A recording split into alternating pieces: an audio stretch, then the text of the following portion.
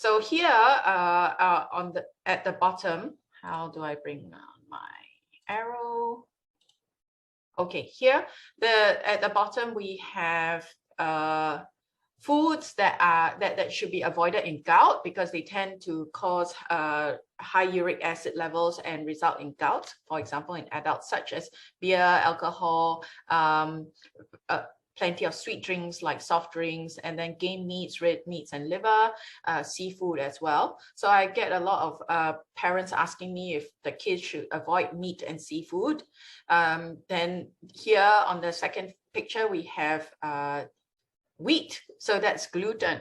Again, a lot of questions about whether gluten is the thing that is causing the arthritis. And lastly, on the right side, that would be the third picture, milk. I think there's this leaky gut syndrome hypothesis going around, and there is actually no scientific basis for it. A lot of the write-ups about leaky gut syndrome are from non-medical people, and there isn't actually any research that confirms this suspicion or hypothesis that casein in milk causes inflammation.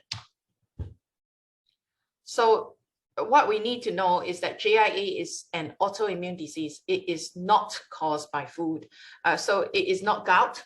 It is not due to gluten, although the caveat is that there are some people, particularly in the Caucasian population, who have this condition called celiac disease.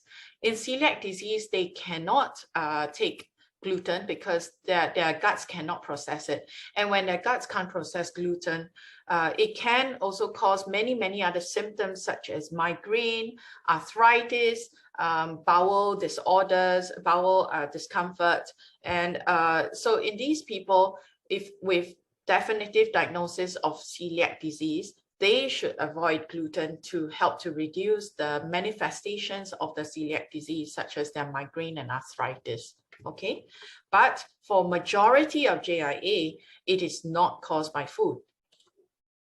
So as already mentioned earlier, JIA is not gout. A child with JIA does not need to avoid the foods like red meats, liver, shellfish, shrimp, and anchovies. And durian, actually, durian is a top cause for gout flares in adults locally. And only those with arthritis from celiac disease benefit from a gluten-free diet.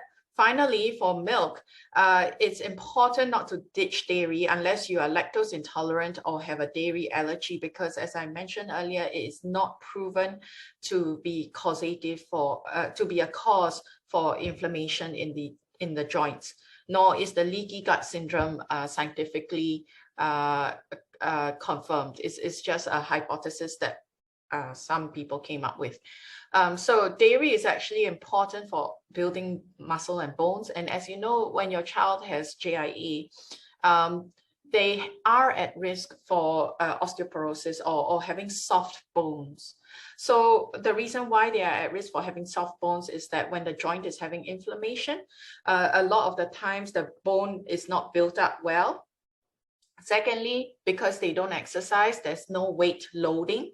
So when they don't put weight on that side of the limb, the bone does not develop and does not strengthen. So in the long term, it is a known complication or a known problem with children with JIA that they grow up with softer bones or osteoporosis.